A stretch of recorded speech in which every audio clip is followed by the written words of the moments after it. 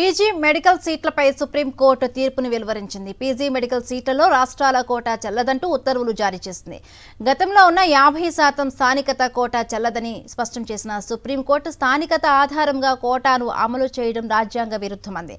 Neat merit ఆధారంగానే రాష్ట్ర quota సీట్లను భర్తీ చేయాలని తీర్పులో వెల్లడించింది.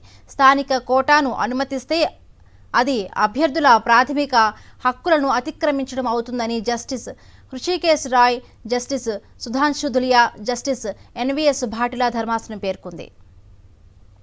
దేశంలోని విద్యా సంస్థల్లో ప్రవేశాన్ని కోరే హక్కు విద్యార్థులకు రాజ్యాంగం కల్పిస్తోందని స్పష్టం చేసింది సుప్రీంకోర్టు. స్థానిక రిజర్వేషన్లు కొంతమేరకే పరిమితమని, ఆ రాష్ట్రంలో నివసించే వారికి సీట్లు కేటాయించడం సరైన నిర్ణయం కాదని తెలిపింది. స్పెషలిస్ట్ డాక్టర్ల ప్రాధాన్యతను దృష్టిలో ఉంచుకొని చూస్తే స్థానికత ఆధారంగా రిజర్వేషన్లు కల్పించడం రాజ్యాంగంలోని ఆర్టికల్ 14కు విరుద్ధమని పేర్కొంది. ఇలాంటి రిజర్వేషన్లు అనుమతిస్తే అది విద్యార్థుల ప్రాథమిక హక్కులకు భంగకరమని తేల్చి చెప్పింది. చండీగఢ్ ప్రభుత్వ మెడికల్ కళాశాలలో ప్రవేశాలకు సంబంధించి పంజాబ్, హర్యానా హైకోర్టు ఇచ్చిన తీర్పును కొందరు సుప్రీంకోర్టులో సవాలు చేశారు. స్థానికత విషయంలో మెడికల్ కాలేజీ నిబంధనలు చెల్లవని పంజాబ్, హర్యానా హైకోర్టు తీర్పునిచ్చింది.